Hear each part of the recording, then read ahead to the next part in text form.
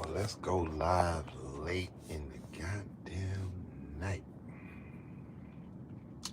What it do? I just said, let me check on my YouTube page. See what the hell's going on. Couple things. The internet, this live show has gotten so super stupid ridiculous. It don't make zero sense. All the little, what can you call them, chat room members from back in the day, they have made it to the microphone, and boy are they pitiful. At least when you look back to that initial group of that conscious community, it has some talent. It has some interesting people. But they've all fallen short of the glory and fallen into the depths of hell. Well, y'all know me, still the OG, and I'm gonna stay low key. Look at this nigga. True Light, you turned out to be a traitor to the cause. What's up with you? What you doing up, man? It's late as shit. I tried to see if I can go live while you niggas was sleeping. You niggas still signed in. You know me. I'm fading the black on them. I am not worried about these niggas on YouTube. I'm just, I'm watching though. One day, I might decide it's time to hit that live button and get to it. But I damn sure can't be in their categories. These so-called YouTubers that's out there right now doing they same old busted up ass shows, appealing to their little crowd. Mm-mm. I might come back with Trump. When Trump get ready to run, I might come back because see, if a nigga don't understand Trump yet, living through hiding Biden, then I'm gonna do good when I smiz ass on his ass. Cause I don't recall these niggas supporting Trump. And here we are with high gas, high inflation, a housing boom burst that's about to come. I don't see none. Look at raining fine ass woman. Chocolate, silky, good hair ass.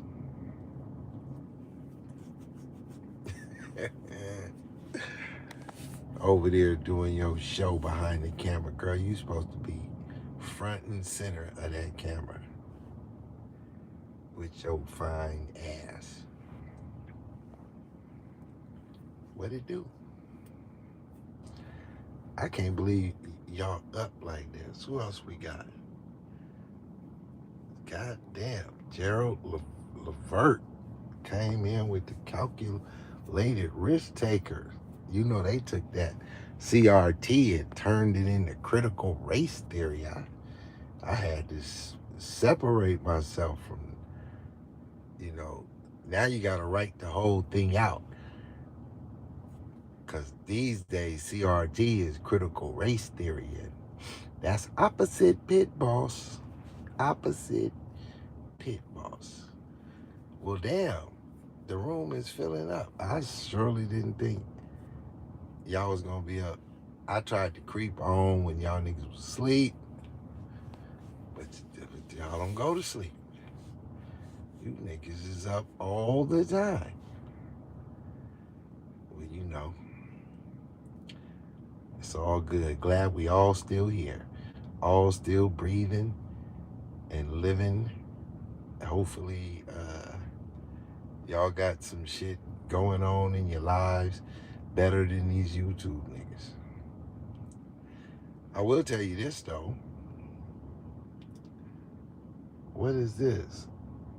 Sonana Den 8. Wait a minute. Hold on. Who is that? Sienna. I don't recognize that name. But welcome to the Shizzo. This is the Pitt Boss. Y'all remember I used to do the red eye? This is one of my red eye shows. You know, when you go jump on the plane, the last plane leaving was the red eye. That's the show you get, that's the plane flight. You get to sleep through the night and be at your destination at 6 in the morning. Police at my door. Fresh Adidas sweep across the bathroom floor. Dang, Gerald Levert is an OG. This nigga talk about the morning cup. You remember I used to play that little crazy ass music? I used to try to come up with some just crazy, just anything crazy. Yeah, I got to rebrand. I'm gonna keep this brand, but I got to rebrand because I got a whole new conversation. I kind of wanna. The conscious community is dead. Dead. I don't know nobody in it interesting. It's just nude booties trying to do what Polite did, trying to do what young Pharaoh did. Like they just weak and tired. So I do not want to be associated with these niggas. I really prefer intricate finance. Not just the basic, oh, go buy you some Bitcoin, go buy you some stocks, get you a house. That's just some basic shit. Everybody out there teaching that. But I like something more intricate. Something where I'm gonna have to charge you niggas. Can I charge you niggas $100 a month for content? Will y'all pay it? I'm gonna need $100 a month though. Oh, we got another CRT. Who is that? Where all y'all niggas coming from? I didn't know all you niggas had a blue wrench. Calculated risk takers. Young, Pharaoh, Polite, red pill, blue pill. Everybody sold out. Let me give you a blue wrench. I might need to give you a blue wrench, bro, because anybody that just been around, let me see. Okay, I gave you a blue wrench, Gerald, just because you watched enough of my videos from back in the day. The blue wrench is, just kind of, it ain't like I want you niggas to monitor a goddamn thing, but, just to kind of identify people. And see all these wrenches coming up in here? Well, welcome to the game, man. Well, how come you didn't have a blue wrench all this time? But it's all good. Let me ask y'all a little general question for the couple of people paying attention. What did my channel offer you? Good or bad? Just, your experience of what you got out of what I presented. Anybody. Anybody with a tweet finger. Give it a go. Anything. Just a little bit. What did my channel, what did you get from it? It's just a little quick survey. Let's see, Gerald Vert says you got a unique take on the perspective that impact the black community. Okay, so I gave Gerald a unique perspective. Anybody a little more specific, or Gerald, can you be a little more specific? I'm trying to just see if my intent resonated, because I had an intent of what I was doing. I wasn't just jumping out there. Oh, Rajon Edward OG said he got some tangibles out of it, huh? Uh-oh, Heather's opinion. Oh, you know we need Heather's opinion. What it do? Peace to the Heather. Let's see. And you be roasting the heck out of these conscious community clowns. Oh man, what's old boy Moorish World? He, I just looked at a quick video he was doing on Malik Zulu Shabazz, and you know, as much as I hung around with the the new Black Panther Party, I was never really cool with Malik. I thought since we both was from California, we might have vibed, but he was like a goofy, and um, you know, so I'm sitting here watching the Moorish World TV show with your boy Tariq Bey or Taharka Bey, and I'm like, the only thing Taharka doing is he's making a story too personal for what he's trying to offer. Wait, who is this? I came across you when you was hammering some of the others with perspectives that kind of showed the flaws. Okay.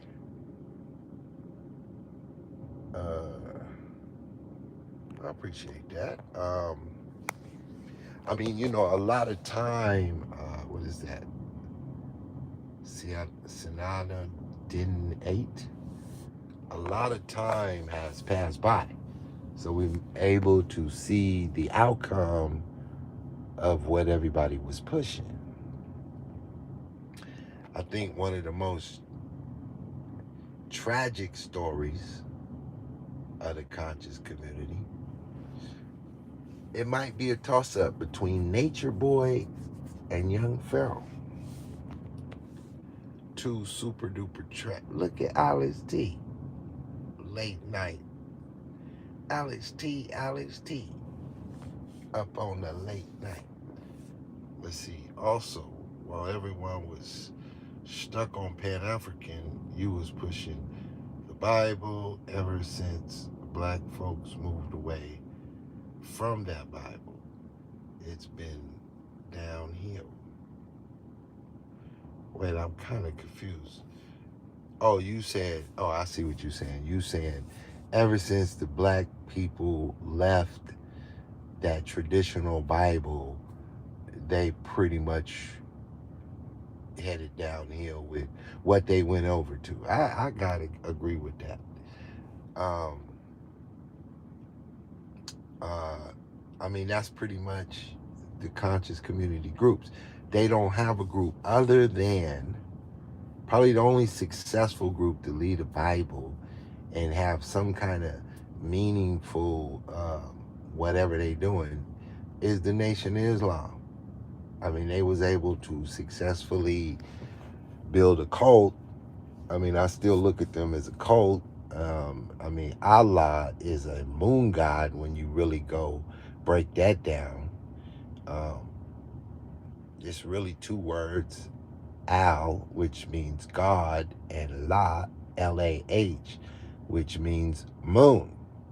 The moon god.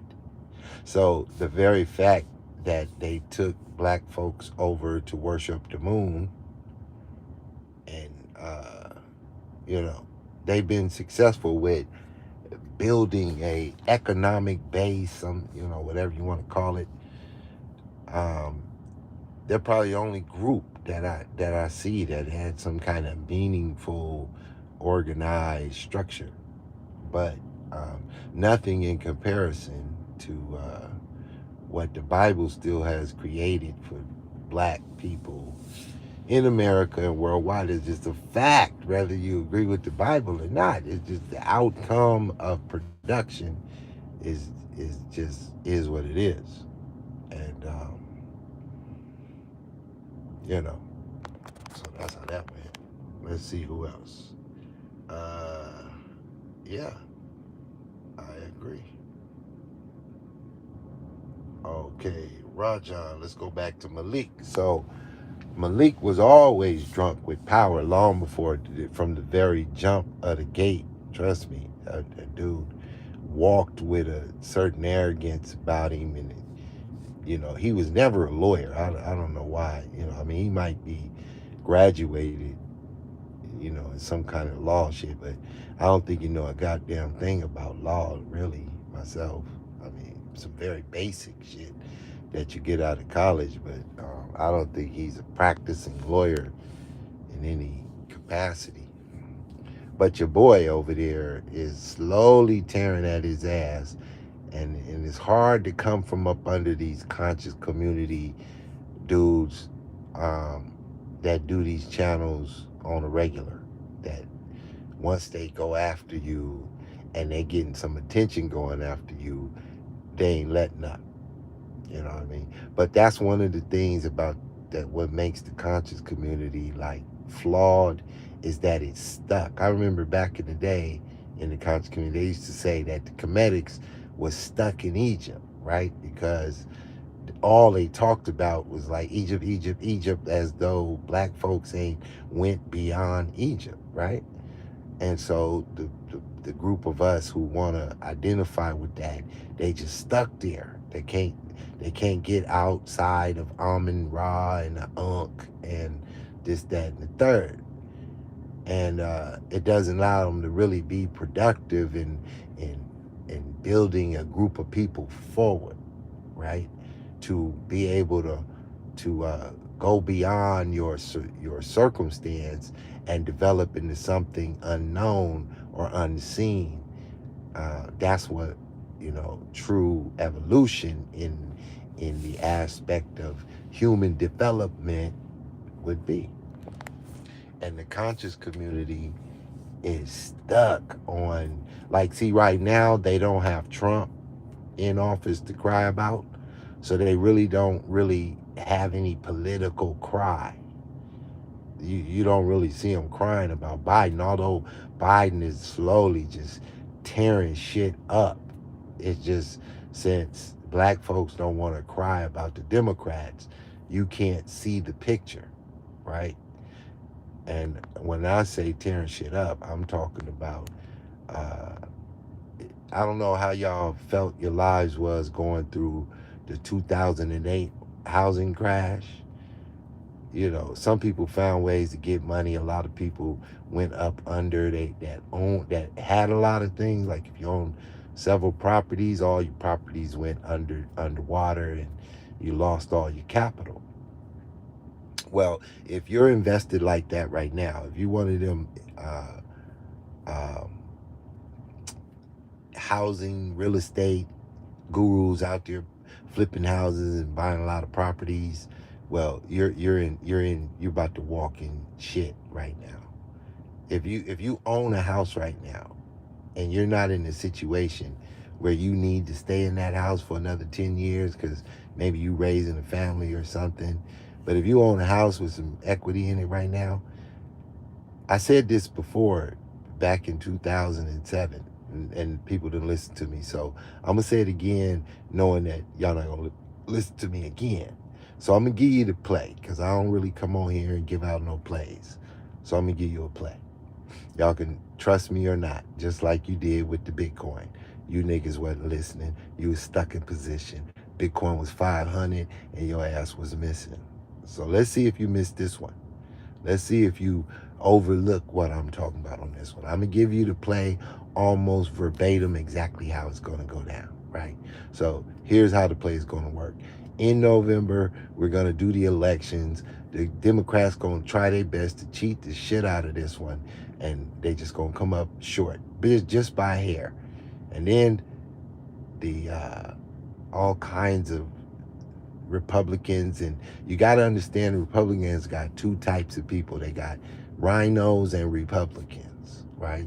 Rhinos ain't nothing but Democrats claiming to be Republicans, and the Republicans are the last of what you could call constitutional government. People who would like to operate government according to the Constitution, right? Which the conscious community, they hate the Constitution. They want to come up with the African spirituality as a constitution, right? But nonetheless, when your ass go to jail, you're gonna see how important the Constitution is if you make it at all.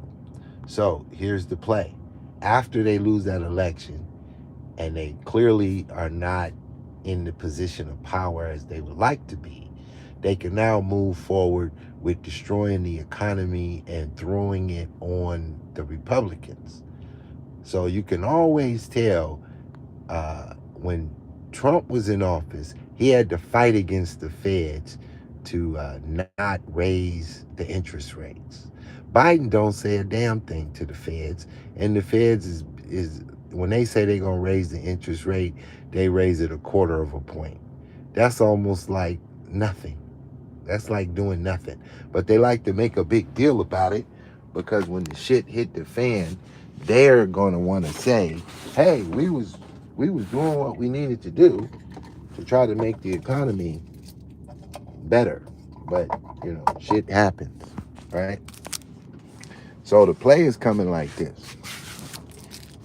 Once they see that the Republicans took control, they're not gonna have full control until they get the White House, the Senate, and the House, right? But let's say they get the House and the Senate.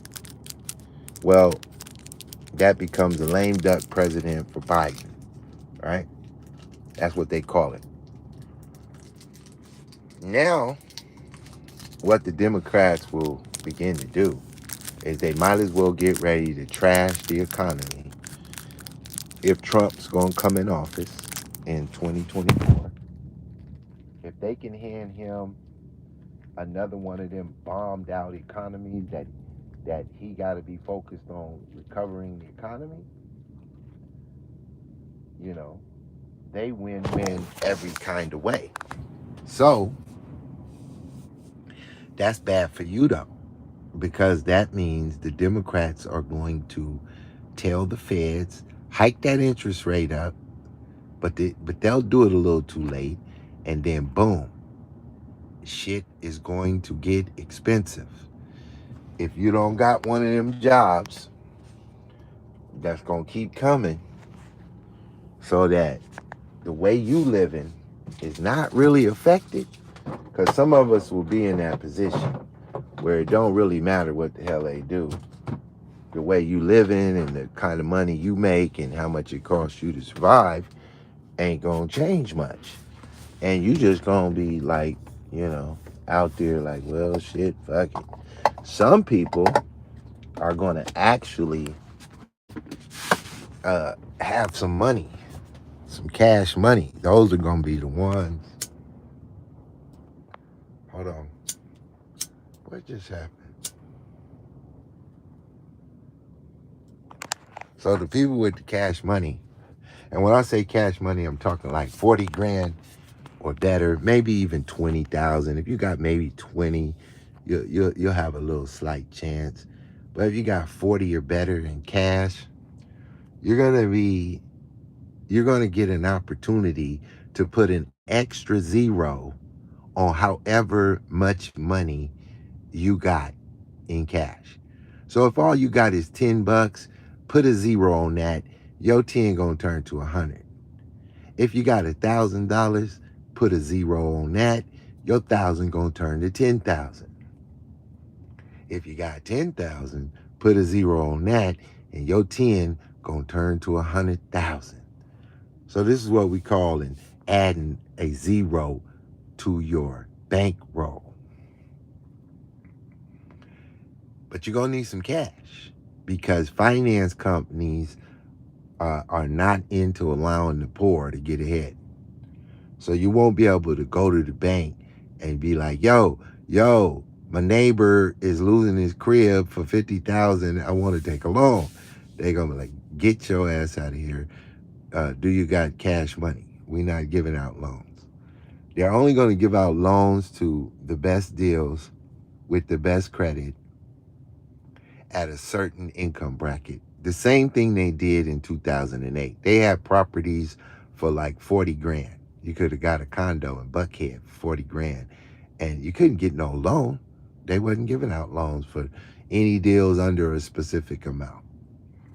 Those was left to what they call hard money lenders, where now you had to go to a hard money lender, buy this, get some high interest rate money and go buy that shit with a high interest rate and then flip it, do whatever you're going to do and try to pay that back, right?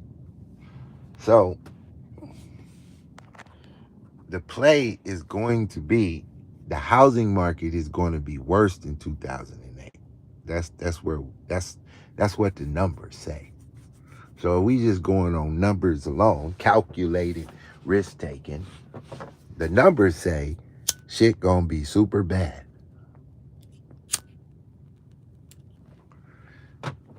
Now, all the people who took all the government loans, right? The PPP. Well, Biden is coming after you. He done hired 87,000 agents to come after you. Some of y'all gonna go to jail that wasn't a criminal type person, but you're going to jail for tax event, all kinds of whatever they can come up with. You're going to jail. If you one of those who did any type of illegal shit when they was handing out all that free money. And you know how y'all black folks are. Y'all like, you got a friend who can do the paperwork for you and they want 30% of your money. Well, we could go get you 100,000 and you got to give them 30,000. That's when you know you're going to jail. Just based on that fee you had to pay. That's when you know you was doing some illegal shit. And when they get them 87,000 IRS agents in play, your ass is going down. You're going to be in there with Eligio, locked up. Hey, they got me locked up. Hold on, let's see. What's up? Who else we got in here? The Zealot Vision. Facto. Gerald, what is 355? Hold on, Rainier Woman wrote a paragraph. An example of standing your ground for real in the midst of the pro-blackness business moving in silence. Sarcasm, quick wit, knowledge. Oh, goddamn. Quick plan, Rainier Woman. I'm going to come out to Texas looking for you. Oh wait, let's see what I gotta go back because I wasn't looking at all these chats and y'all went to writing all kinds. It's also while everyone was stuck on, okay, y'all read that. He said, hey Pitt, what you think about all the black youth killing each other all over America at a high rate?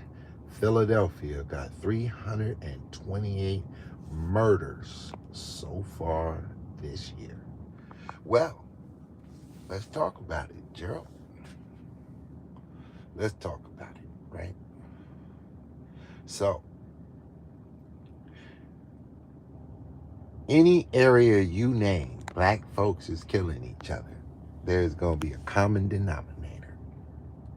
First common denominator is it's going to be a Democrat controlled area, because black folks don't live in Republican controlled areas in any high concentration. Everywhere black folks live in high concentration, it's Democrat owned, right?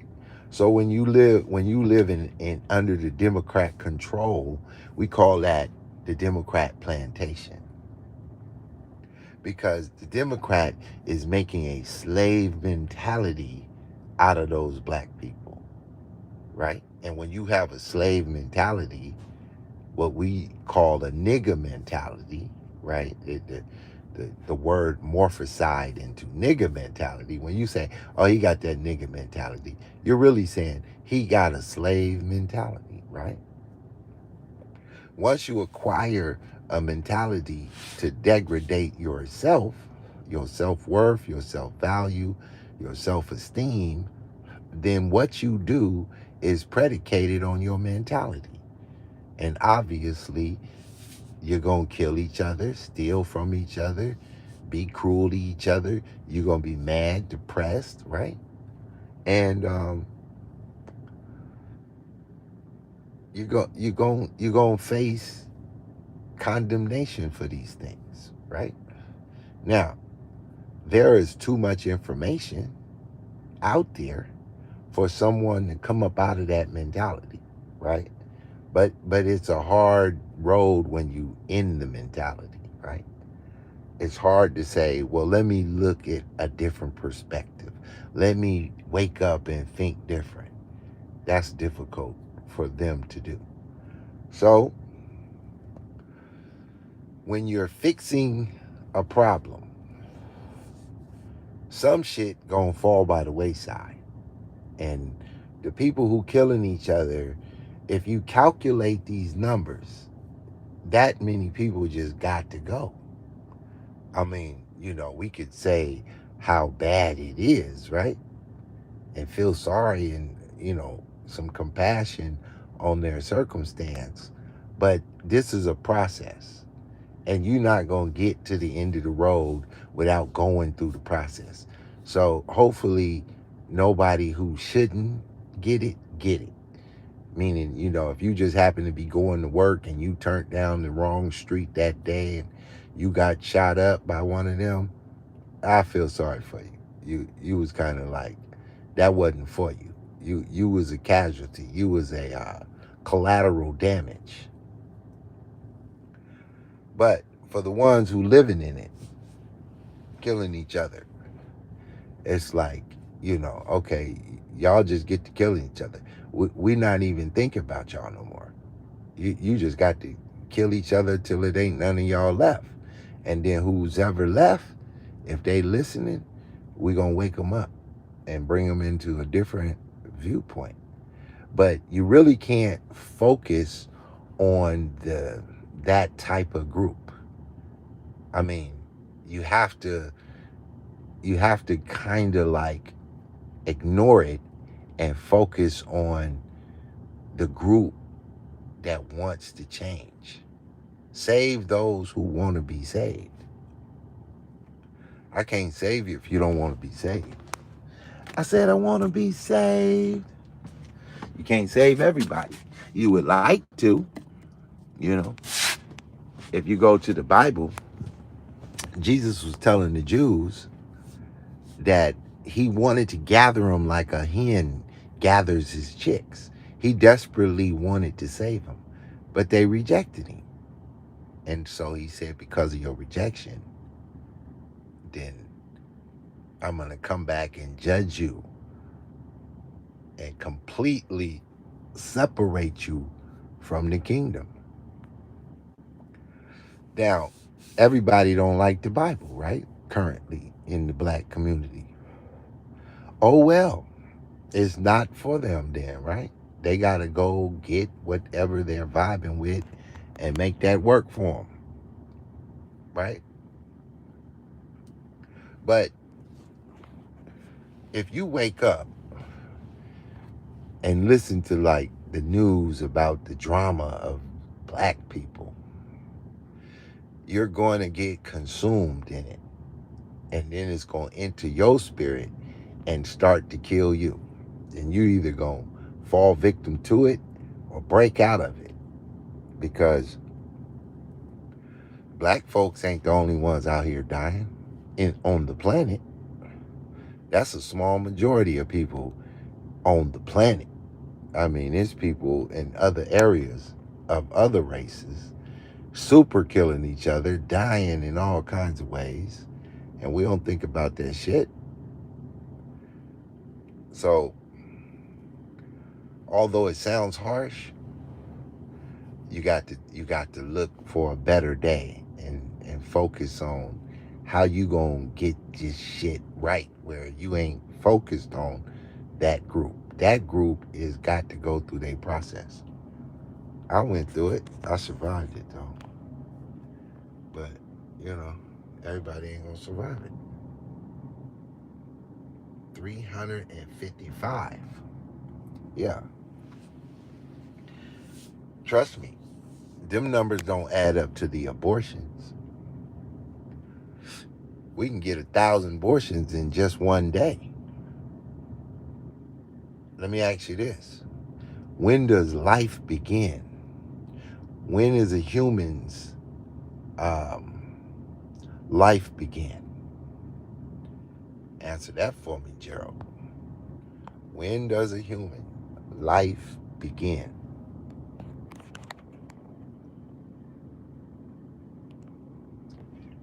I'm waiting on it. Damn, it's a lot of y'all up late at night, huh? I just really thought I was going to have 2-3 people up in here. But I see y'all niggas don't sleep. Where'd Gerald go? When does life begin, Gerald? Because we killing the shit out of some people in the womb. And we have yet to be concerned about it. Life begins before the womb. God damn, this nigga. Zealot vision. This nigga say life began before you even have sex. Damn. Wonder what book you been reading. Okay. Conception. All right. Rajan, on point. So if life begins at conception, right? And your parents are American, right? And you being an American, you have the right to life based on the Constitution. That you got the right of liberty. This is a constitutional protection that your taxes pay for. Therefore, if life begins for an American at conception, then the Constitution also begins at conception for that life in America. And therefore, those that are committing abortions are committing murder according to the law. And so, if you continue to kill life, whether they're 1 year old, 10 years old, or just a few seconds old, you're going to live in devastation. This is why I support life, because I agree, Rajan. Now, those that are not biblically orientated, they want to do everything to say, well, life don't begin until a heartbeat.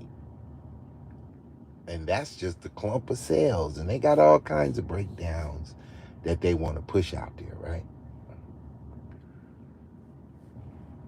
And so they federally banned the federal government from weighing in on it with the Roe versus Wade. Overturned it after 50 years. Dropped it down to the states. Now the individual states let's say you want to have an abortion, head to California and New York, and they will pay for your abortion.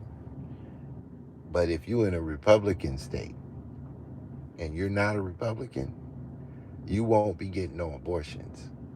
Not from them. Matter of fact, you might go to jail if you go and abort your baby.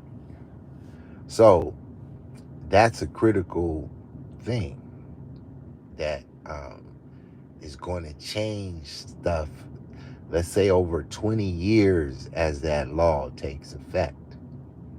And we're going to see the difference. We're going to see the murder capitals. See, the real murder capital is going to be California and New York, because they got abortion programs for them. They went so far that even if you don't live in California, they gonna pay for your flight, your hotel, everything, and fly you in to abort your baby. Well, if there is a God, there's a thing called good and evil, and how we live our life will determine how your economy does. If you build an economy based on evil, y'all gonna kill each other up. That's the penalty for being outside the kingdom.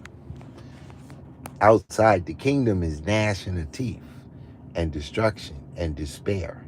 Inside the kingdom is an heavenly mindset. It doesn't mean that you don't go through physical pain, but you do it in a way where you got a positive mindset. Oh, you see that? There it go. You see the light? Booyah. So get prepared. Let's see. 19 million equals, let's see. 1973 equals 9,630 black babies murdered by black women every year since 1973. Now, that murder does not just fall on the women, because I know many men who pressured a woman to go get an abortion. She might have wanted to keep it, but this nigga was putting pressure on her, right? Not only does it fall on the man and the woman who, let's say they together decided to abort their baby, it also falls on the doctors participating. It also falls on the system facilitating. And it also falls on the government for governing it. It goes against the entire group, not just the woman. Everybody got to pay for it. The same way, if you say black dudes is killing each other, shooting each other, right? Well, that goes on the gun dealer that's selling the guns to the people that's killing each other. It goes on the politicians who create the environment from a legal standpoint of laws that create the environment where they want to kill each other. And so you got this condemned society. But among it is somebody with a voice, speaking truth to power. But see, the thing is, you can come on YouTube and you could click on channels that keep you mentally disturbed. Or you can come on YouTube and click on channels that give you a perspective to grow.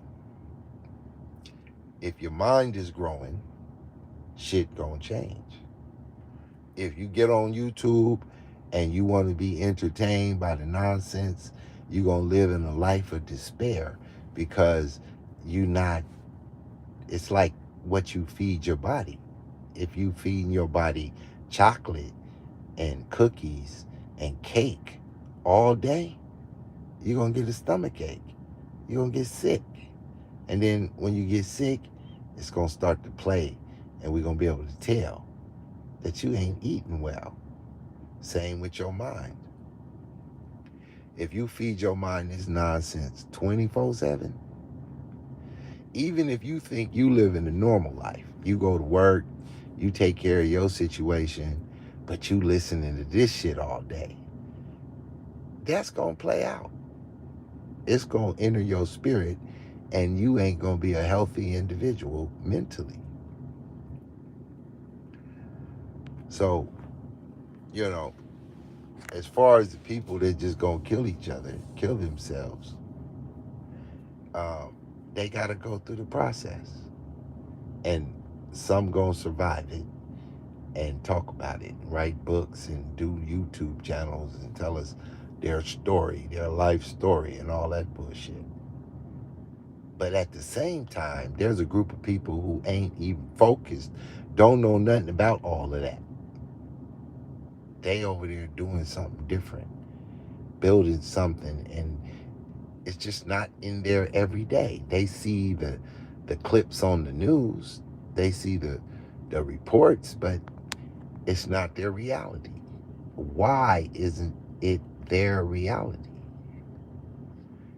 Because whatever you think becomes your reality. So you got to give yourself some time away from the bullshit. Let them kill each other and go do some other shit with your life for a minute. Go just, I don't know what to tell you what to do, but you know what to do. You know what make you feel good. Try doing that for about 6 months. Just remove yourself from that nonsense for 6 months, and then look back at it 6 months later and ask yourself, do I want to be consumed with all that bullshit information? Or am I happy over here in my bubble? That's why you don't see me going live, because it's like I had to kind of put a diet on YouTube. I had to separate myself from these niggas for a minute and deal with some other shit. Focus on something different. And I desperately want to come back and really smash, but it's like, you know, the message I want to push, they don't want that message. So maybe I'll reemerge and I'll just sell them some shit they'll buy. Right? Because, you know, anytime you go live from a mansion, they can pay attention or not. If you don't pay attention, you just ain't gonna never be in that position. But, you know, you don't have to tune in to the nonsense 24/7. Give yourself a break. Take a break on them and be like, you know what? Y'all niggas will be killing yourselves when I get back. I can't save everybody. Let's see. Her body, her choice. Huh. Her body, her choice. Her body is not a child's body. The child body is its own body. It's its own person. And a mother don't have the right to kill her born children because they're their own entity. And thus, she doesn't have the right to take a life in her womb. It's not her life to take. It's a cold, that's a cold one. I mean, some people are just against it. They don't give a shit. They want to kill the baby, right? And they living in that reality that I'm a Democrat and I believe in pro-choice. Right. We see what the Democrats is doing. You niggas is ridiculous. You sound stupid. All your ideas are ridiculous.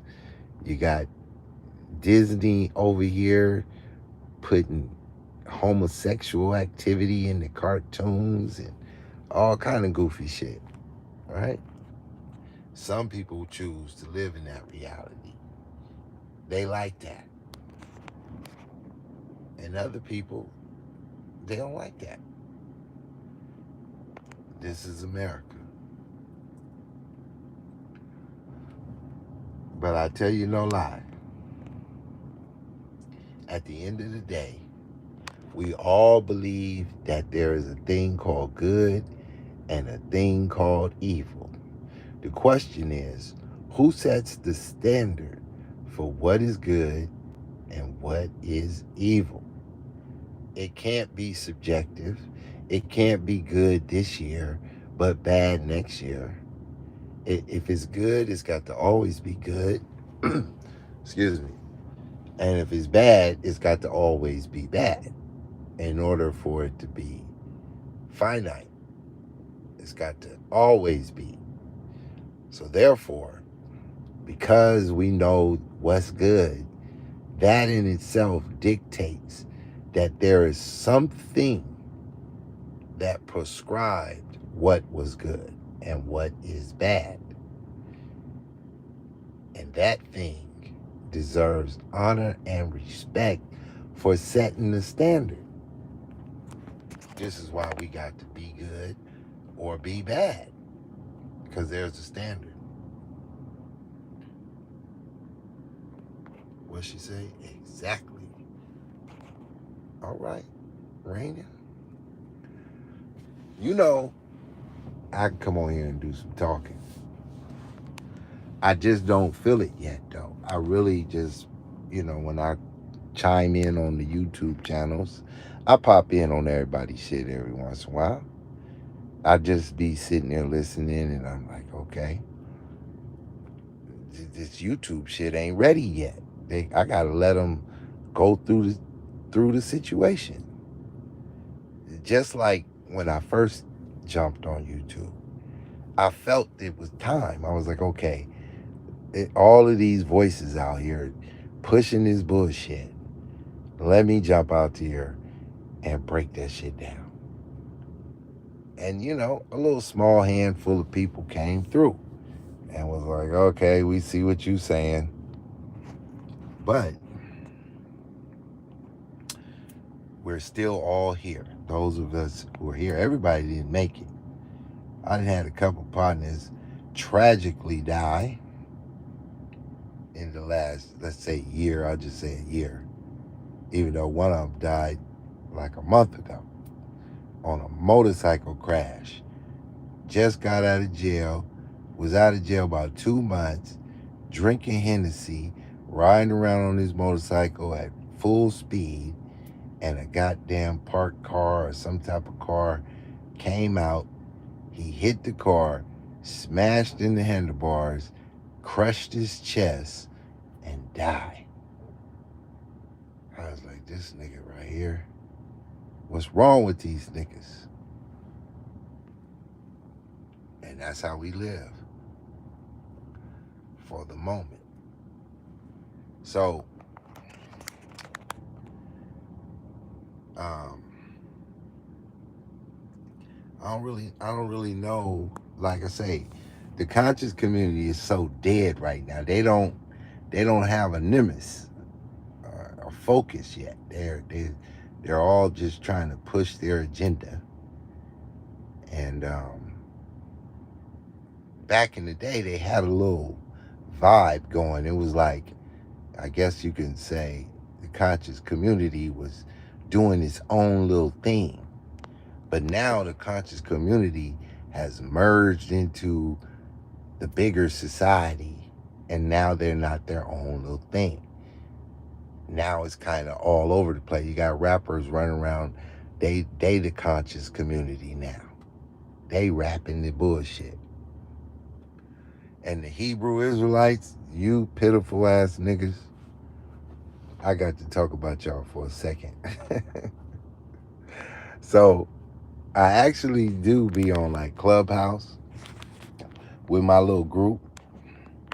We got a couple of, William Bell. Y'all remember William Bell? He'll go in there and break down a little preterism. I go into some of the Hebrew Israelite groups, and these niggas is niggas, boy. And it's like it's kind of like they're like a spinoff of the conscious community. Although they pushing Bible, they pushing a cult, right? The purple and gold niggas is running around 10,000 deep, walk down the street. And you would think that they got the truth because their group is so big. But it's like, cults get big. They get a lot of the bullshit people to gather up and join in on some dumb shit. And you can always tell if it's real or not when you check the energy of the people that's in the group. If they got that bullshit energy, this ain't the truth. The truth don't got that bullshit energy involved. I don't care what the topic or the idea that they're pushing, right? But the Hebrew Israelites have just really just captured a large section of niggas. And then the Muslims caught the rest of the niggas. So they went from street-minded to this conscious mind and still enslaved in a cult. They went from a gang to a cult. I don't know what's worse. Because in the gang, you're going to commit violence and you're going to quickly figure out this is fucked up. I'm facing 20 years in jail, right? Or you're going to get caught up on some drugs or whatever. And you're going to quickly know this ain't the shit. But when you get in a cult, you wake up thinking you doing some good shit, that you bettered yourself, only to realize years later you condemned yourself into a cult and your ass is just fooling yourself. And it's the same thing with the conscious community, because you got people that might jump inside the Kemetic movement and all of a sudden they reading cards and they're in retrograde and Mars over Venus and all this bullshit, and they're empty. They're what you call empty vessels, because they got a smile and they're looking happy, and then they start talking that bullshit. Oh, we're going through retrograde. You need to break out your crystals. The moon will recharge your crystals. Oh, really? That's all it took? Just some moon charged crystals? Whoa, what the hell? How come everybody don't know about this? And then they stay involved in these like cults for years, decades. And what happens when you come out the cult? Well, you're back in Christianity. You do this big U-turn. You go from not really being a Christian but aware of the Bible into some sort of journey of spirituality for a decade or two, and then you come out of that and you're back on that Bible. Then you could be in the Bible and waiting on Jesus, right? And that's kind of like a depressive state, because you waiting on Jesus. And Jesus, you think Jesus is coming back, but Jesus already came back. And you didn't see him when he came back, so you still sitting around waiting on him. And so you're in a depressive state. And you look at the world as sinful.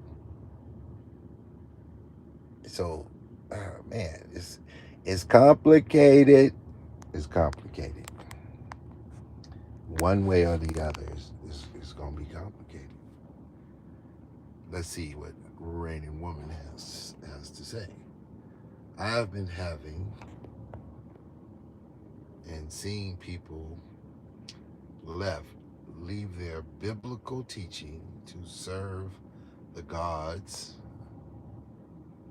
and give into doctrines, and a great falling away is happening before my eyes. I pray to remain in the truth and which is right, and steadfast, maybe. I have been rebuking these spirits left and right. Okay, before I get to you, Gerald, let's deal with reigning woman, right? Um, I think you're on point, reigning woman. I mean, to a degree, right? You do gotta kind of what you call in rebuke to kind of reject that spirit, but that's just a moment. Like, you shouldn't spend too much time rejecting them. Just reject them and then get back to the purpose, right? What is the purpose?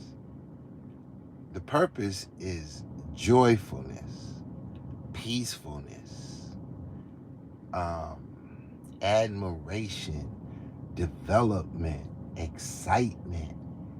Uh, that is the purpose of spirituality, to bring yourself to um, a happy state of being. And when you're in a happy state of being, you're not really concentrating on the evil spirits, right? Because you're already aware that that exists and that they're going to do what they're going to do. That's why when a person is happy and joyful, they don't have a bad conversation with a happy and a joyful person. They just talking something positive. They're being productive, right? But every once in a while, you can't be happy all day. You do got to do that. You do got to focus on, wait a minute, what's going on over here? And rebuke that and push that up off you, because you can't let it enter you. So I agree with you, but remember, the focus is be in your happy state more than your worry state, right? Okay, let's see what Gerald say. Yep, a lot of black youth reject the Bible and are guided by nothing but entertainers, athletes, and demonic spirits. Okay, Gerald, I agree, but here's the thing, right? Double your comment. You keep identifying black because you're caught up in a state of race, right? Here is the scientific data that the DNA of a human trace back far enough, contains the combination of every human that ever existed. And that there is no different race. There are attributes of a human. Like, there are tall humans and there are short humans. Those are attributes.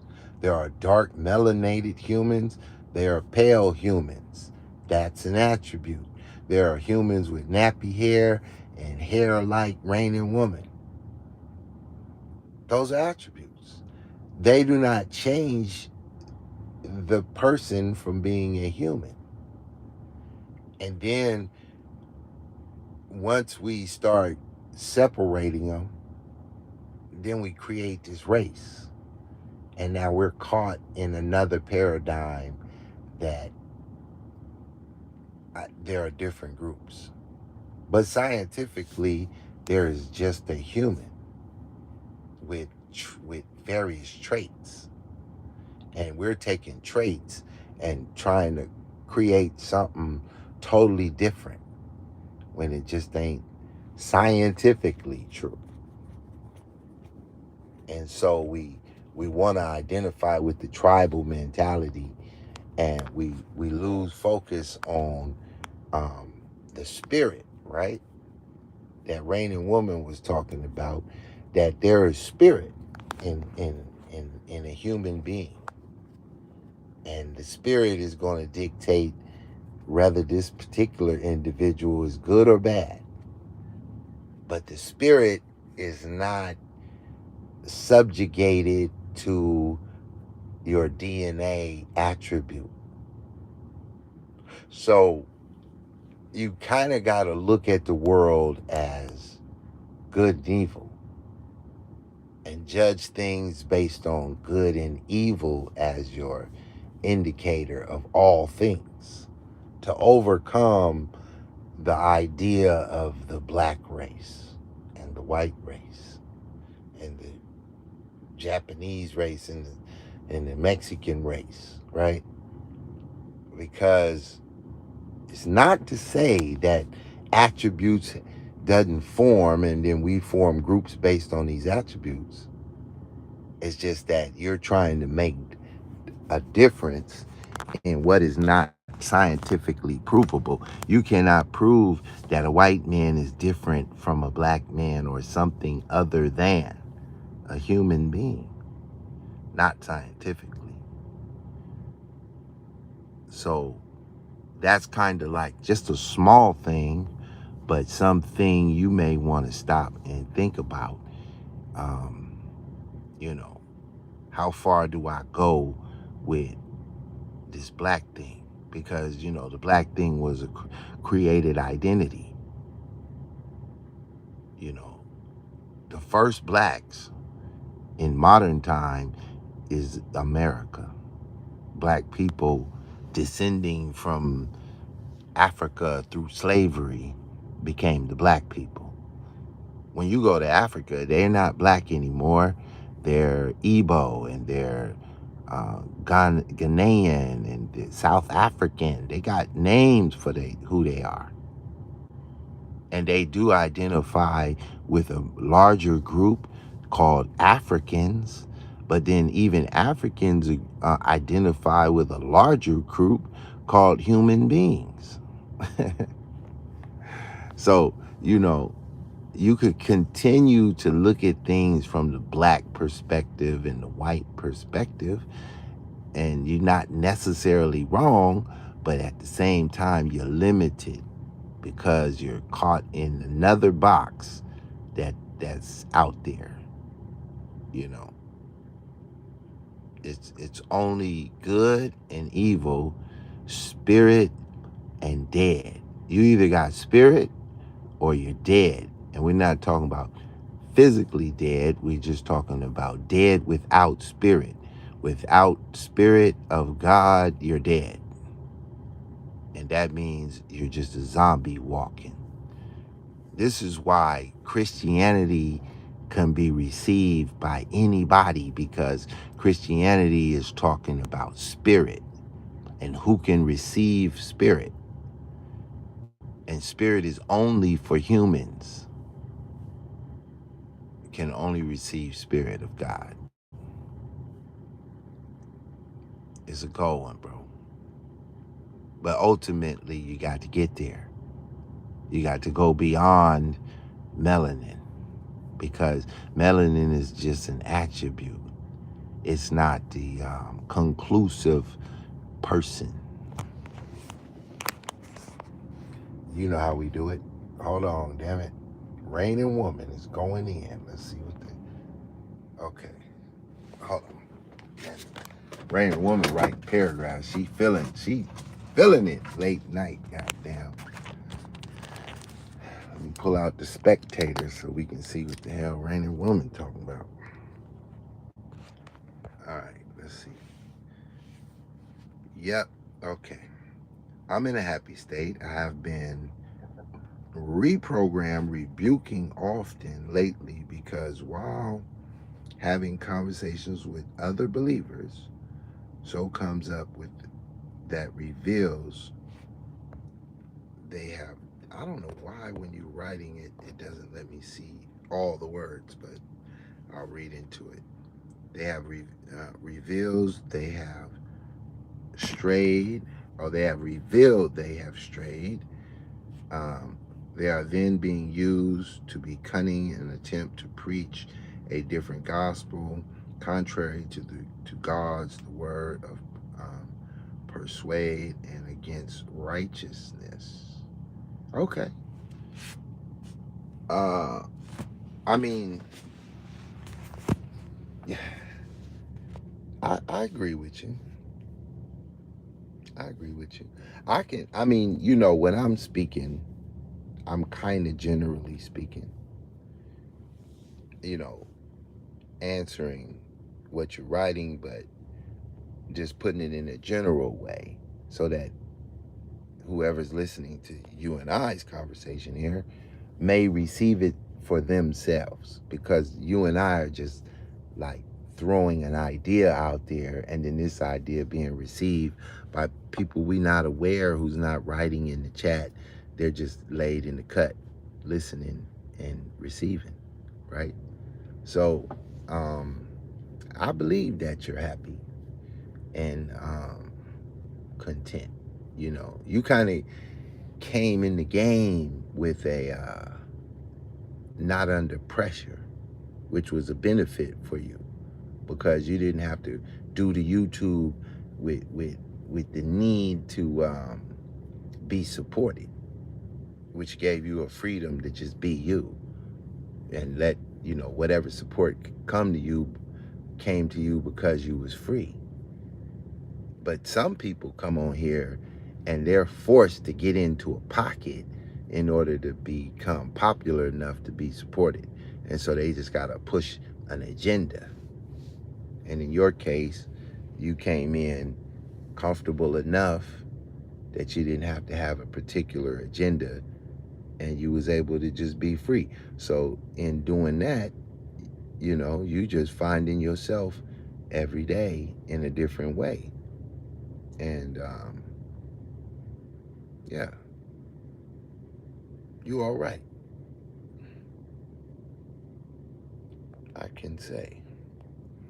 Well, I'm kind of shocked and surprised that I haven't been on in a minute, and then I come on and boom, it's still a little hardcore crew on here.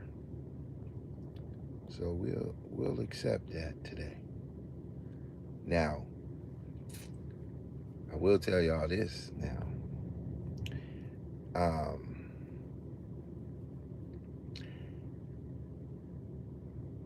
Something got to change, and if they ain't gonna change, then we got to change as an individual. And the change got to be better than you was yesterday, for certain, or else that change ain't good change if you turn out worse than you were. She said you caught us all up late too. Hey, I had to come on late. I was like, I wasn't gonna come on at all, but I was like, well, it's late as shit, so let's see who's up. And it's dark, so I was like, I don't want to go on camera. So I said, well, shit, let's just talk to them, see what they talk about. But it's always good, It's a lot of people around me right now who not even aware that I even did YouTube, and they come to me talking about, yo, I was gonna do a YouTube channel. What you think? I was like, YouTube? I did a YouTube channel. What? You did a YouTube? Yeah, I was a goddamn fool on YouTube. And so, Reigning Woman, since you still kind of active, um, you probably need to go over to Clubhouse and do your Clubhouse channel and talk to them over there too, because you can combine the two platforms to bridge into a whole new audience, because you got a group of people over there on Clubhouse that just damn near all Clubhouse, and the room fills up quickly. And so you could take your Clubhouse conversations and upload them to your YouTube and get it in like that. And because yeah. And you don't that you they ain't got to see you. Clubhouse is all audio. Yeah, hit me up. I'll take your yeah. Yeah, I've been over there for a minute. It's real quick and easy too. It's just like you just hit the clubhouse button and hit the one button and you start a room. And then if you want, you could you could go live on both platforms while you're on Clubhouse. Your YouTube channel is live as well. And boom, you're building a new audience. Because on YouTube, you kind of caught into their algorithm where particular subscribers are going to view. But on Clubhouse, it's not set up like that. Um, People can randomly see you on there. And then, you build 1,000 people on Clubhouse. The average major room in Clubhouse is about 150 people. There are rooms with 800, 900 in the room, but those are really big channels. But the average channel, if they get 150 in there, that's a very successful Clubhouse room. And you could put links at the top of your Clubhouse to your YouTube channel or book you're selling or wherever link you want. And while people are listening, they can click on the link and tune in.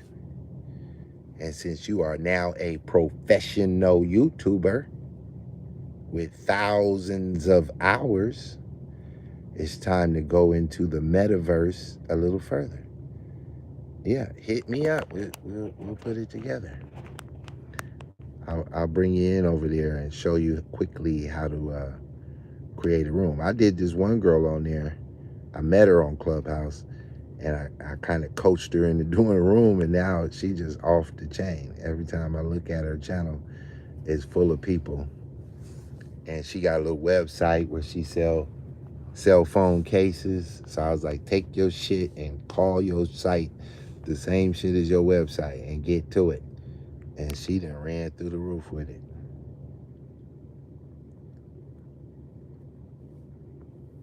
Clubhouse is the underbelly of social media. Oops. You been playing any poker lately? Or what, Pitt boss? A little bit. That's always there. See, the thing with my poker is back in the day, I did poker on some real paying bills with it, right? Like I was really paying bills and traveling and shit with it. But because of what I'm building today, I don't have time to try to pay the bills with it. It's more just kind of like just a curricular activity that, hey, when I could play a game, I'll mess around with it just because I love the game. But it's when I was really at it, it meant something to me, and it had a value because I don't do shit if it ain't got no money involved. And so at this particular time, poker is cool, but it don't really have no money involved for me. So from that standpoint, I don't really be tripping. But that was a great question. Nobody asked me about my poker game. You must really been around, bro. What the hell? It says, damn it. I can't read no more. Okay. He said the man said he was playing poker for bread and meat. If I didn't win, then I didn't eat. You got to get into one of them nice tournaments, Pitt, 1,000+ buy-ins. I was never really the tournament guy when I was going hard. I love cash tables. I'm trying to be here for 3 hours and I'm ready to go. I'm not trying to be here for a whole week trying to knock down 10,000 players for the big prize. I just want to hit that ass. If I hit you in an hour, I'm out of here. I'm getting up.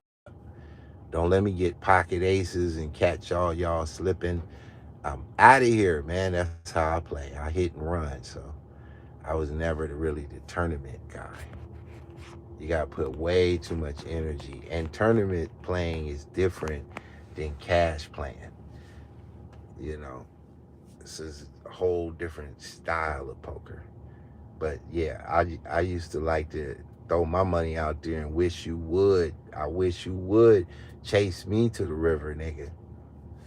I hit your ass. I'm out of here. All you gonna see is the back of my Levi patch as I dip out the door.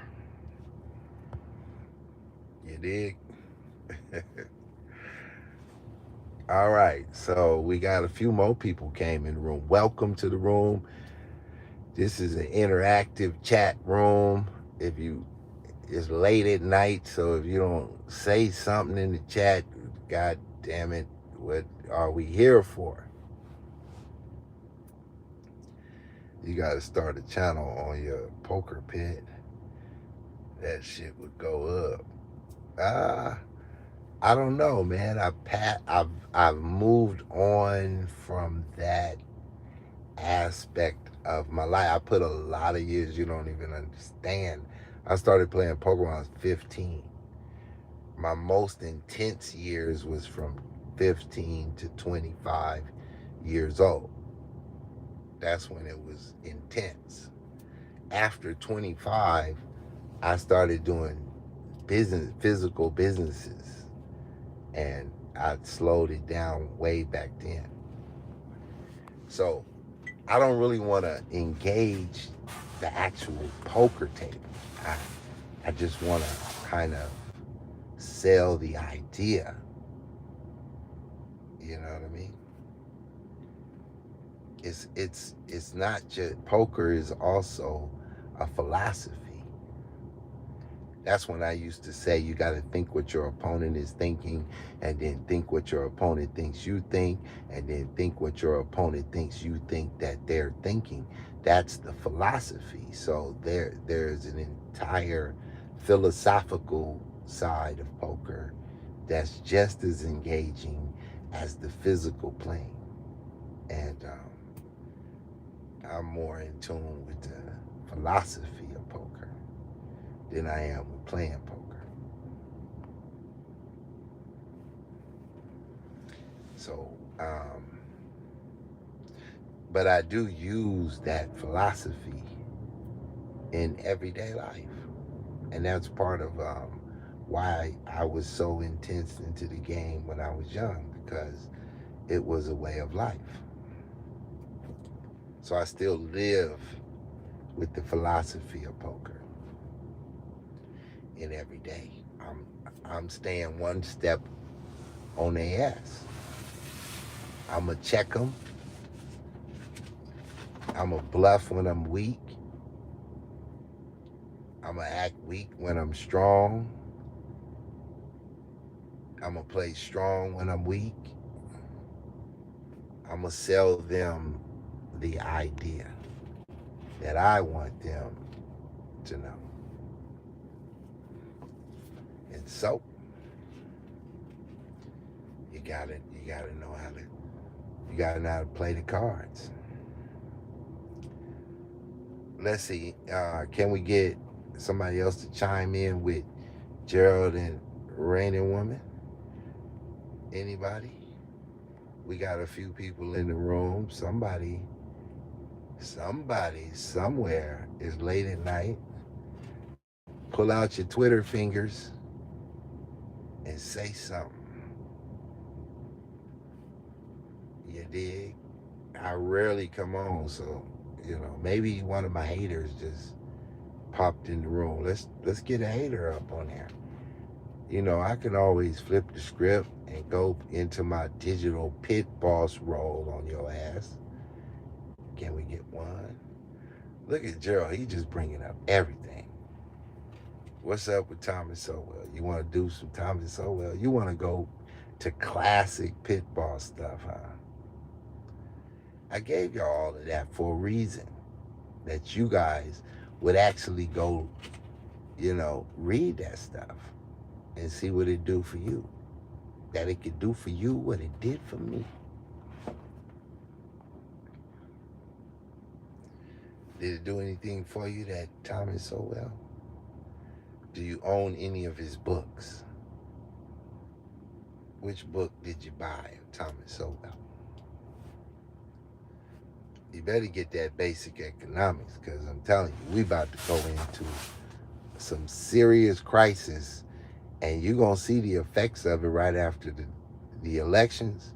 That's when the all the bad news gonna start coming on CBS and CNN and MSNBC and Fox News. They gonna start reporting to y'all the bad news economy, and then the crash, that's gonna just come out of nowhere. Here's how you know the crash is coming. The news is gonna sell you how great everything is the month that the crash happens. I mean, they're gonna go hard. They're gonna be like, stocks are rising, real estate is found a spike, and they gonna just fool you. And then as soon as you bite into what they saying, the bottom gonna fall out. Uh-oh. Zealot Vision. You cool with Charleston White? Charleston White was like after me. So I really haven't been doing YouTube in the era of Charleston White. So are you saying do I like him? Are you just saying what I think about Charleston White? Is that what you mean? Zealot Vision?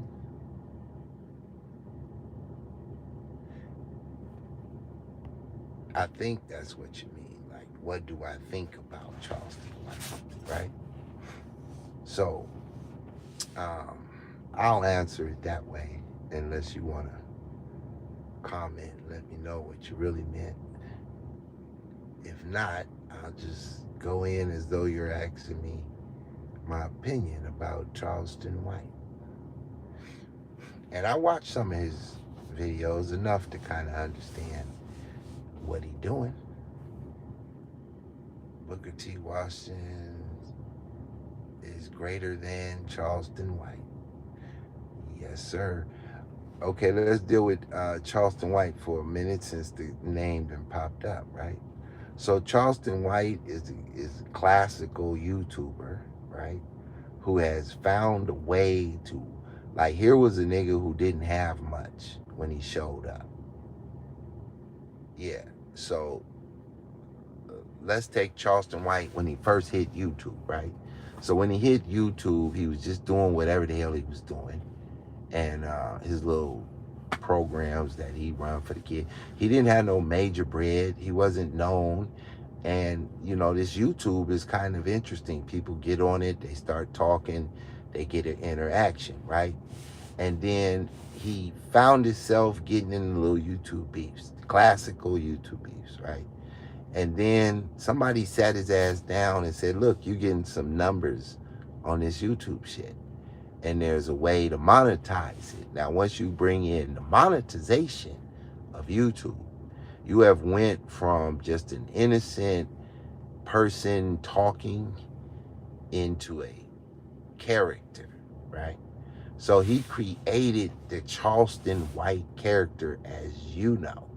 And that character's job is to monetize the game.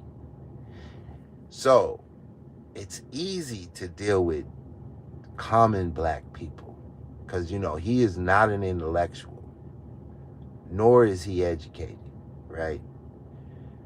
And those are two different things, to be educated and to be an intellectual, right? Two different things. But he does have information on a subject that a group of people, they want to hear, right? So now the question is, what kind of serious person would use Charleston White to advance their knowledge? I don't think anyone of any serious intellect would need Charleston White to open up his mouth in order for them to figure out some shit, right? So Charleston White has decided there's a lane in what he called nigga nation. right? That slave mentality of people. All of us have a little segment of our brain that will entertain the slave mentality on any level, right? And so if you're paying attention to Charleston White, you're feeding that slave mentality portion of your brain that needs to be fed, right? And so it's kind of like a person with rotten teeth, but they still need some sweets. They still need a candy bar. Even though they got a goddamn toothache, they still need to eat a piece of candy, right? Because it's a craving. And that's what the slave mentality section of our brain does. It doesn't allow us to just get rid of any dumb shit coming our way. We need to be entertained by it, right? So when I listen to Charleston White, I just see a classical coon buffoon nigga that's entertaining his crowd. And he's doing a great job at selling himself on YouTube. His information is redundant, it's retarded, it's not for anybody trying to purify their spirit. Certainly, he's not going to enhance your spirit. He's going to enhance the slave mentality that's within you. So anytime you identifying with one of his conversations, you really just entertaining that slave mentality that you want to be fed. And there's so many, and I'm not saying you particularly, but the people that are like tuned into him, right? It's the same thing with my little partner, Whack 100. He's the same type of character. He entertains the slave mentality. In a sense, people who listen to too much rap music, they're entertaining the slave mentality or gang banging or any kind of like shit we call that nigga shit. If you entertaining the nigga shit, you are trying to feed that slave mentality that's within you.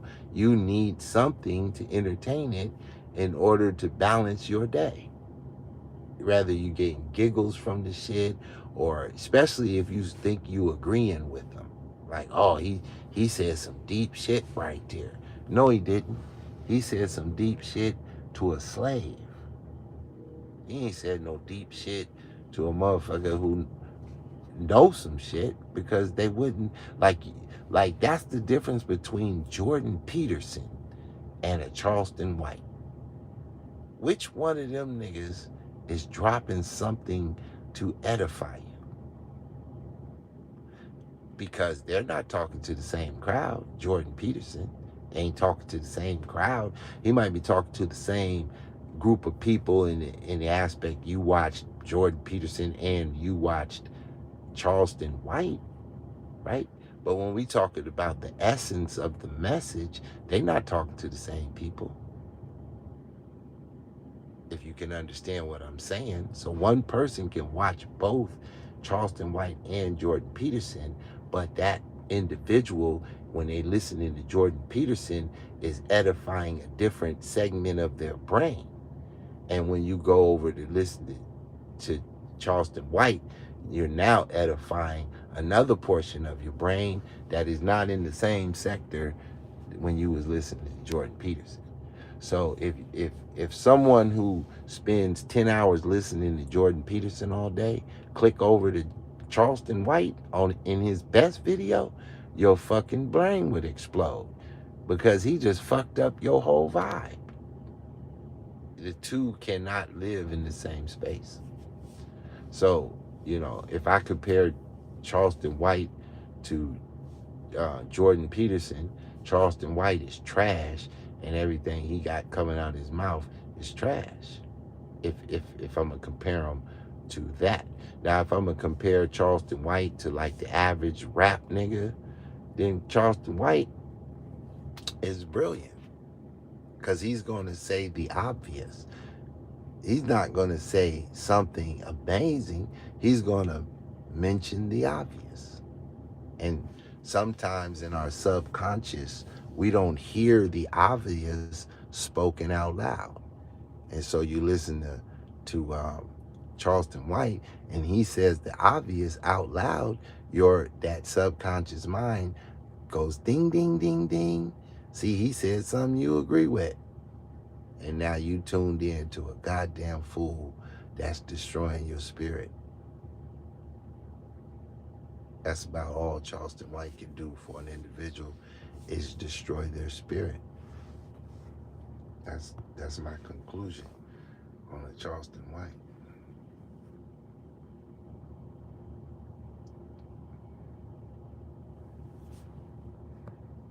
Pretty simple.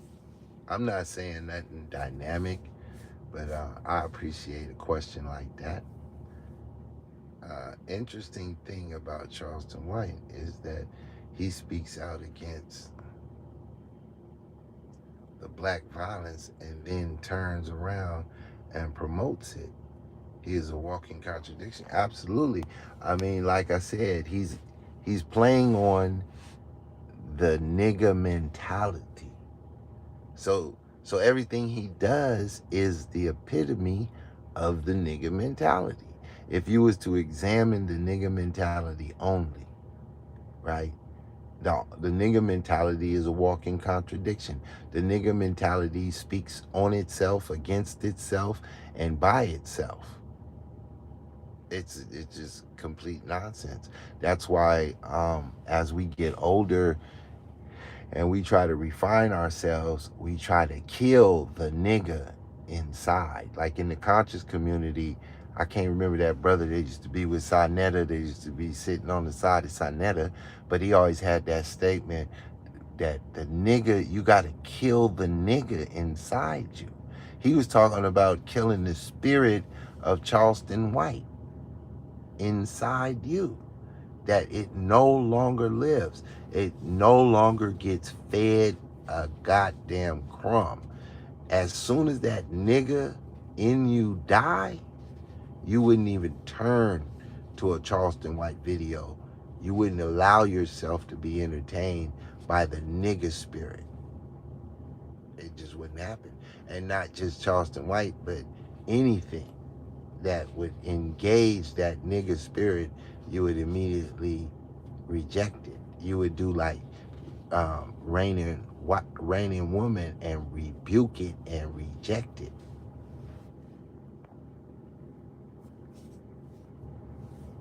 But if you need that entertainment because, you know, that's part of your makeup, Charleston White, he will give you some great entertainment in that category. He delivers, you know, he's entertaining for the nigga mentality.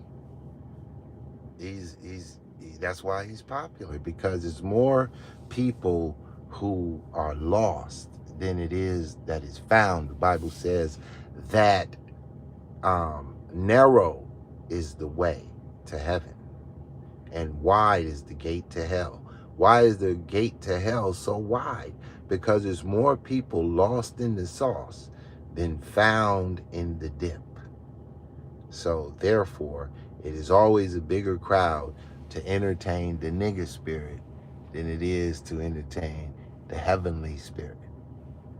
Because the heavenly spirit could be boring and not as and more concentrated, but for anybody tuned into the spirit, it's all that they need. They don't need the nigger spirit entertained, right?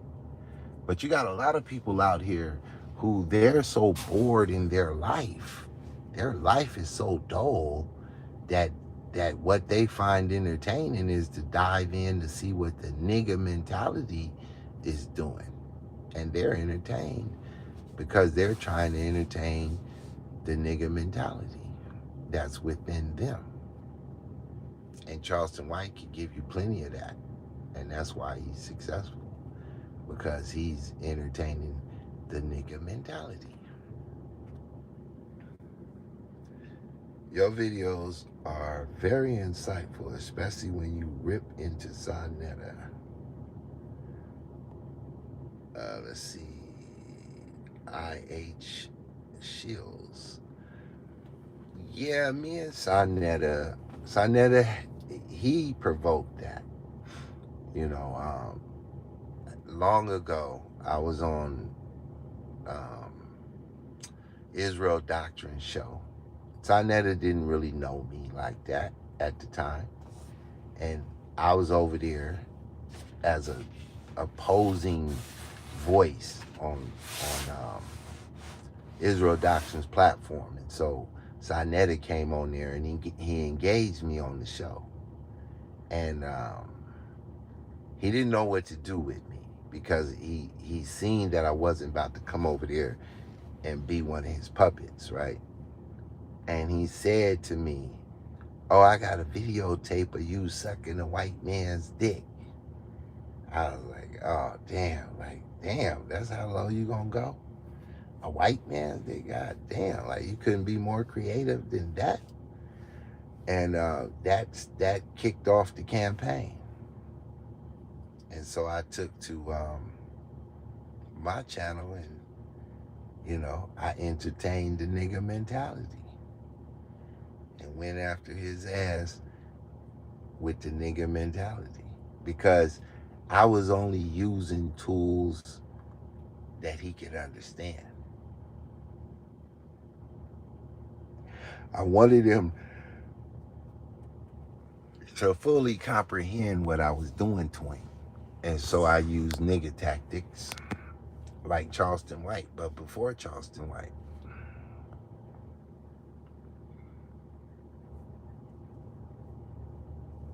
Yeah, Sinetta is a brand of his own. I mean, Sinetta has fallen into a situation where, his brand, the way he branded his channel, Sinetta is also tapped into the nigga mentality. Like, that's his crowd too. So him and Charleston White share the same crowd as far as people who will support you. And once you're on here for support, where you need the donations and the chats, you're trapped into that sphere until you decide you don't want to take that money anymore. So as long as Sinetta comes online and he needs the support of his following, he has to entertain what he sold them in the beginning. And that's why Sinetta is committed to what you call poisoning the well, because his well, where he gets his water from, his money from, is built on the nigga mentality. That's why they all fell into chaos, because they did the same thing niggas do in the hood. When you first get in the gang, the first conversation that the gang is having with you is how they're your brother and how they got your back and nobody gonna fuck with you. And, they gonna sell you first to believe in them. And then once you have initiated and joined them, then all the dumb shit begins, and the killing and the this and the dope dealing and the drinking and the smoking and all the bullshit that comes with it. So that's kind of what happens in the conscious community. When you first go over there, it's all about leaving Christianity, elevating, reaching higher heights, and then you get involved thinking that this was going to be some kind of conscious journey, just to realize that, nah, you just really on some nigga shit, and you entertaining the nigga within you. The same nigga that his little sidekick said you need to kill is the exact thing they developed. How can you kill the nigga within you when every day you're programming the nigga to live? It's kind of once again, that walking contradiction that Gerald talked about. It's sad what happened to Sinetta. He was the biggest thing on Black YouTube. Yeah, he crossed Pitt boss. I like to think I brought him to his knees. I think people who really was tuned in realized that it was me and Israel Doctrine working on his ass for all that time. That's what we woke up to do, to destroy Sinetta TV. And so I think we just wounded him, and then young Pharaoh and Sarah Seti drove the knife through his heart. But they could never even stand up to fight him if we didn't wound him. So we just came in and wounded him just enough that those that was following him realized that this nigga wasn't impenetrable. And then young Pharaoh and Sarah Seti fully destroyed him. I gotta give them that credit for the part they played.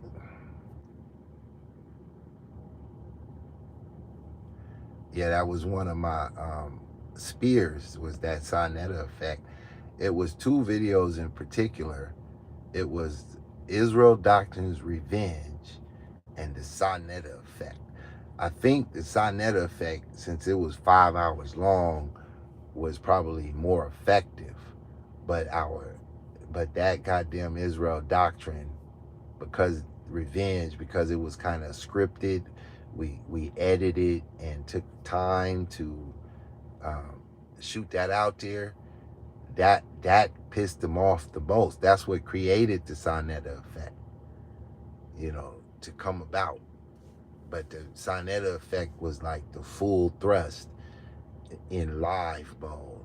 And to me, that was a pivotal moment in the conscious community. And it was certainly, nobody else did a video more effective that challenged Sonetta than the Sonetta effect. Not only that, after I did the Sonetta effect, it was probably like 10 more people who came out with a video with the word effect at the end of it. The Mandela effect, this effect. Everybody tried to build off that. Even people who didn't really follow my channel, but that particular video got to them, and they tried to take that energy and build a video similar in a way. And it was probably like I seen a good 10 other channels try to do an effect type video, and none of them came out to that effect. It's classic, the Sonetta effect. It was one of the greats. I had fun. That was a very suspect occasion Hater had said against you. Seems like he has skeletons in his car. What? It's sad what happens to Sonetta, and he was the biggest thing. That was a very suspect accusation. Oh. Well, I wasn't tripping off what he said, because when I got on YouTube, I understood the playing field. I understood that, when we go at each other, what they say, sticks and stones can break my bones, but words can never hurt me. And, he went as low as he can go. And all he did was create a monster. Like, I didn't have a channel going at Sonetta before he did that. So I needed him to do that in order to create what I did. What men think up as evil, God will use it for good, and vice versa. It is what it is. But yeah. So I need a quick survey. I want to do a content-based show with intense, real information. Like, I'm a person who's driven off of building success out of something. And I got ridiculous content that you guys are not privy to, because I refuse to put it on here for free. But I got to do it in a class type session. And I ain't got time to play. So I'm gonna need $100 a month though. $100 a month though. And I know y'all don't know what the content is and what I'll talk about and how I'll deliver it. And I wouldn't care if it wasn't, but like, I'd take 50 people a month and give you insight, so called. I'm trying to time when I should do it, but of course, I gotta appear with the proper internet setup, the website, the technology to sell you the course. And people gonna be like, well, Pitt just over there charging niggas $100 for some information. But it's bigger than that. But I'm thinking the time is gonna be when the crash get ready to hit, somewhere around that time. Y'all gonna be ready for what I got to talk about. I might have to drop it. But God damn it, I didn't mean to be on here this long. I didn't know you niggas stayed up this late. Cause I'm an early bird, believe it or not. I wakes up early and go to sleep early. Early to bed and early to wise. Make a nigga healthy, wealthy, and wise. Y'all need to get some sleep. So I appreciate the conversations and don't be sorry about nothing. I ain't tripping. I'm very patient with my shit these days. But yeah, I appreciate the interaction. If y'all need to reach out on some serious shit, my email is the first way to contact me. That's 99, the number 99, light years, LIGHTYEARS @gmail.com. It's best to kind of just write something small. If you want me to contact you, leave a contact information and I will hit you. And it's a major difference when we get in on something. But until we speak again, y'all know what to do with it. If y'all remember the 4 agreements, stick